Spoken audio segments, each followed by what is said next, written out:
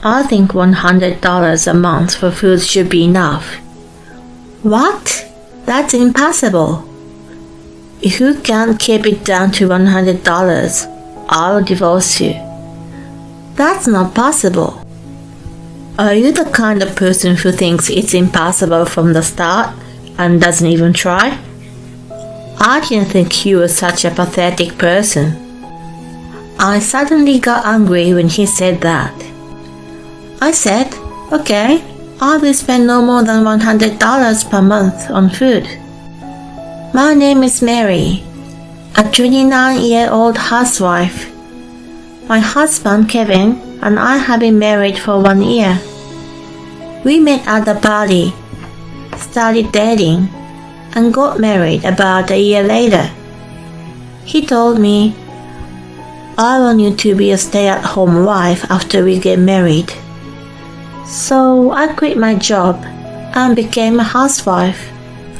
I loved my job, but my new life with my husband was more important to me. So I chose to become a housewife without hesitation. After getting married, we had happy days.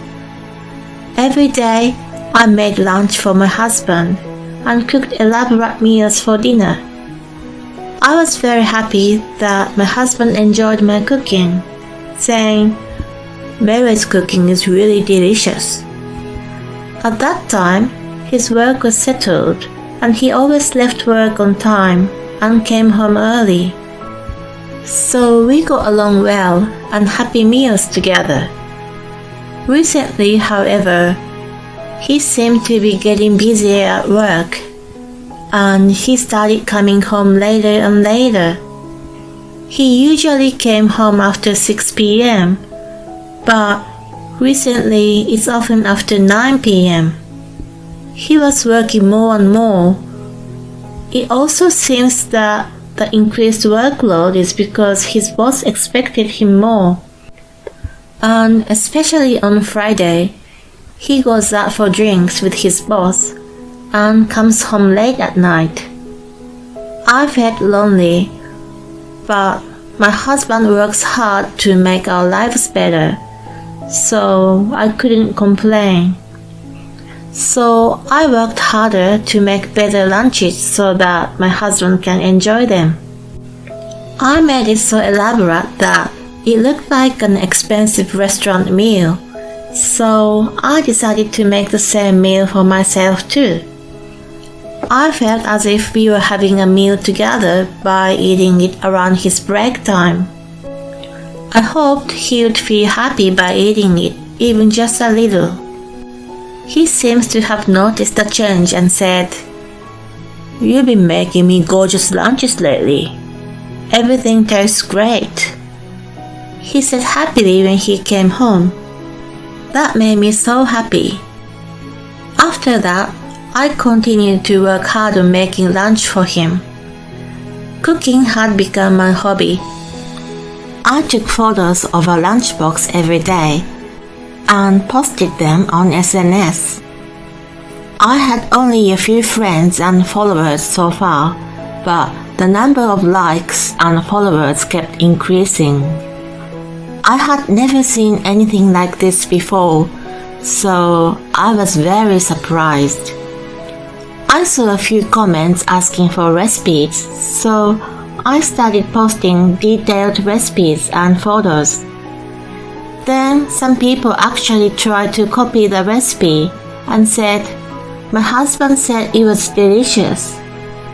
And I put it in my son's lunchbox and he said he wanted to eat it again. I thought if I try cooking it this way, it will taste even better. Or maybe using less of this spice would bring out the sweetness of the ingredients. As I continued to cook with these thoughts in mind, I created quite a few recipes. I never thought I would have a new hobby at my age. My husband was as busy as ever with work, working overtime or on holidays, so he was home less and less. But when I was alone, I studied nutrition and became a certified nutritionist. So I was not as lonely as thought I would be. Time passed by so quickly, and 2 years had passed since I got married to my husband. I thought it was time to have a baby and talk to him about it. But he just said, "Well, maybe." My husband's reaction was surprising because I remember talking about how we wanted 2 children before we got married.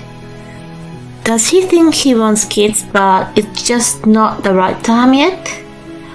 Or did his thought change? I was a little sad because I felt like we weren't communicating well with each other as a couple. I feel like my husband is not as interested in me as he used to be. Even when I want to make love with him, he says, "Sorry, I'm tired." He stopped talking about the lunches I made. I wondered if we got weary of married life and began to feel lonely. Then one day, he made a surprising comment. "Mary, don't you always make too elaborate lunches?" "What?" "I don't like it when you waste my money." "Don't call it wasting money. Besides, I don't spend so much money. I use reasonably priced ingredients and make yummy lunches." "That's impossible. You'd have to spend a lot of money to make lunches that look and taste that good." "No, that's not true. Just a little ingenuity and preparation can make a big difference in taste." "Don't lie.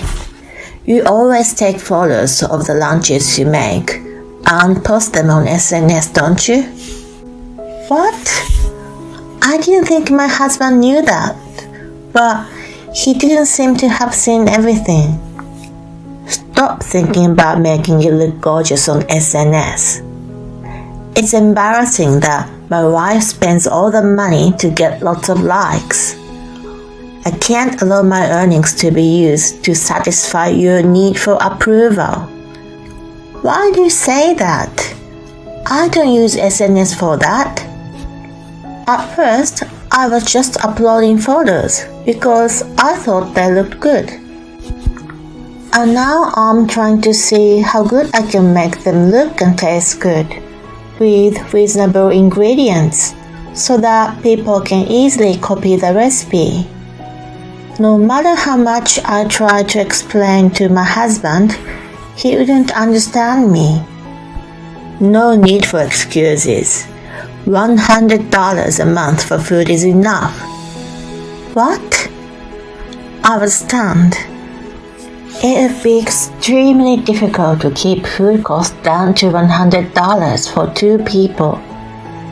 My husband rarely cooks, so he has no idea how much groceries cost. I also have to buy drinks, seasonings, oil, and so on. It's impossible to keep it down to $100. "Wait, that's impossible." "Why not? You've been cooking for a long time, haven't you? If so, you should be able to do that. If you can't keep it lower than $100, I'm divorcing you." "What? Divorce? You're crazy." I couldn't understand why my husband was so mean to me. He used to be so kind. Why had he changed? "It's not fair. You should tell me if there's something you don't like about me. Don't make impossible demands on me." I tried to make him understand, but he wouldn't listen to me. "You're the kind of person who thinks it's impossible from the start and won't even try, aren't you? I didn't think you were such a pathetic person. I knew you were cooking to satisfy your need for approval." I suddenly got angry when he said that, and I said, "All right, Then I'll use less than $100 a month. Then you won't complain, will you? No, just do it. I didn't care that he had changed anymore. I decided to focus on the mission to keep the food budget lower than $100 a month. From then on, I put a lot of energy into my cooking. Instead of buying retold foods and sauces, I made my own food from scratch using spices and other ingredients. I also searched supermarkets and the internet for cheap meat, vegetables, pasta noodles, and drinks, bought them in bulk, and froze them. In this way, I succeeded to keep food expenses under $100. But my husband didn't even ask me about the results. I was so disappointed by that. But in case he'll say something about food expenses again, I continued to keep the food budget under $100. And I wanted to enjoy that, so I made a new project on SNS about two people's $100 a month food budget life. As before, I would post recipes so that people could copy what I was doing to save money. I saw comments that people wanted to see a video of the cooking. So I started uploading videos of a brief summary of the cooking process on SNS. The response was surprisingly positive, and the number of subscribers to my SNS channel increased rapidly, and I was able to monetize the channel in a short time. I was surprised at how amazing the world had become. The more people who watched my videos, the more motivation I had to keep going, and the more recipes I developed. Then my husband said he would go on a business trip for 3 days, the week after next. I thought, then I won't have to cook. So I planned to go to my parents' house. My parents' house was far away, and I would have to fly there, so I immediately booked a plane ticket. And the day came quickly, and my husband left the house in the morning with his carry case. He said he would go to his office and then go to the airport. I also went to the airport with my luggage a little after he left. My luggage was small enough to fit in my backpack, so I was able to leave the house quickly.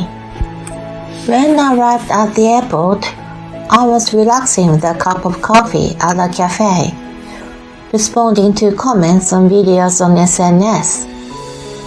Then I heard my husband's voice in a crowded place. I instantly recognized his voice because I'm used to hearing it. I looked toward the voice and saw him walking in front of the cafe. I was about to call him when I spotted a strange woman walking beside him, and she was holding his arm as if they were intimate. I couldn't take my eyes off them.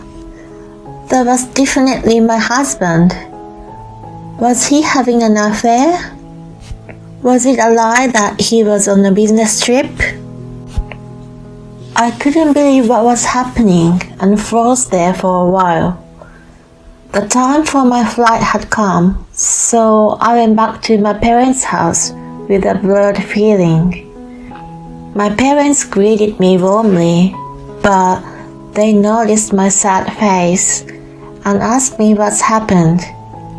They were so angry with my husband and said, "What a bastard."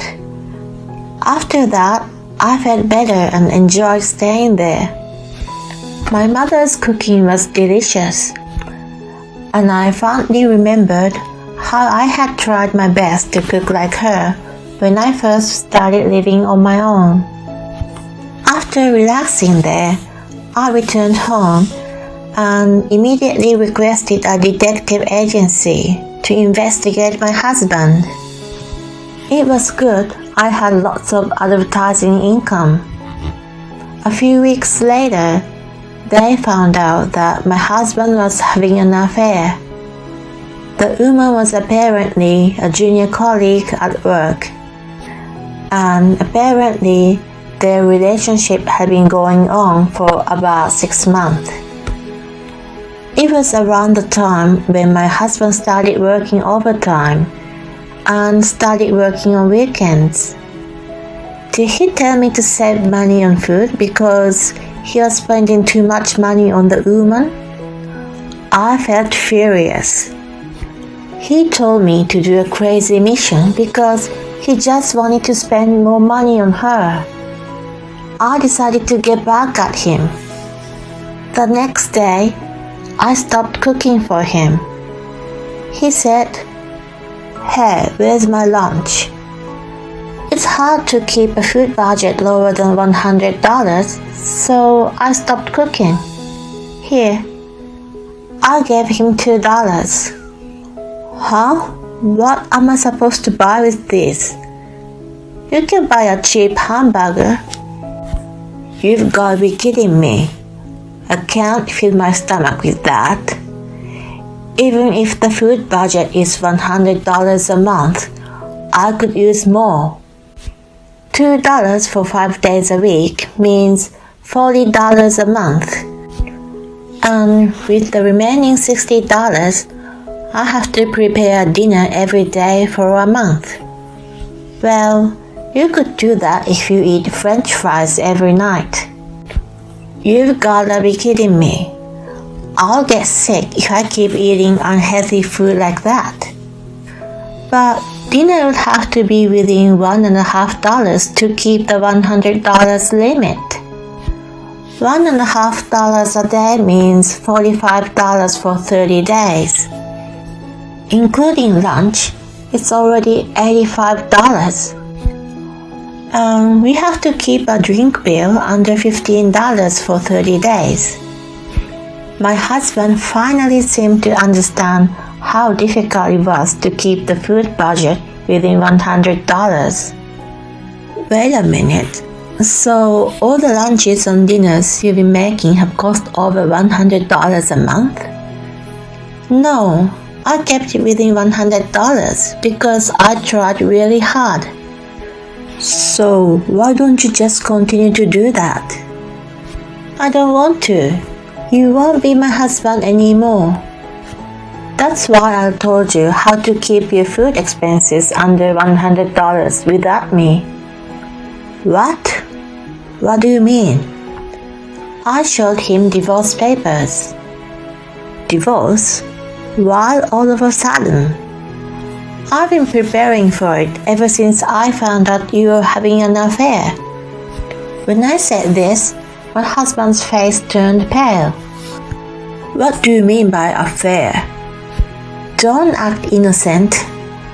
I showed him the photos which proved the affair and said I had an investigation done and got proof. Now you can't lie to me, so I demand divorce and consolation money from you. My husband was stunned with his mouth open, but then he said, I may have had an affair, but you would be in trouble if we get divorced, wouldn't you? You're a housewife, and if you suddenly become single, you wouldn't be able to get enough money to live, would you? Your parents' house is very far too. It would be better to forgive me for once and stay married. I'm appalled and said, actually, I'm making a pretty good income right now. What? I'm getting all kinds of business from social networking sites. I've been getting a lot of ad revenue from my videos, and I'm also publishing a book of a money-saving recipe. A recipe book? You're publishing a book? To be honest, I'm making more money than you right now. So, it'll be no problem for me to get divorced. Or, My husband seemed shocked by the fact that his income is less than a full-time housewife whom he had looked down. He nodded and couldn't talk anymore. Anyway, fill in the divorce papers. Then, I left the house with the luggage I had packed beforehand. After that, I communicated with my husband through an attorney and got divorced. My husband and the adult nurse partner also paid me consolation money. As for this affair, my husband and I had a mutual acquaintance at his workplace, so it quickly spread throughout the company. Apparently, my ex-husband is being looked at quite coldly, saying that he's a scumbag for betraying his wife who made him elaborate lunches every day. The adult nurse partner couldn't bear the situation and quit the company. My ex-husband is having a hard time because he has to pay consolation money and pay tribute to the adult nurse partner, so he can't quit his job and is working really hard in an uncomfortable atmosphere. I, on the other hand, have moved into a nice room with a system kitchen and can cook very comfortably. My recipe book has been successfully published and sales are going well. I would like to continue to cook a variety of dishes and enjoy my life. It is honestly too much to ask to keep the food cost for 2 people lower than $100 a month. And the reason why he asked for that is that he wanted money to buy things for his adult nurse partner, which is just too much junk. But thanks to such a scumbag husband, he got into cooking and even published a book. So it was good in the end.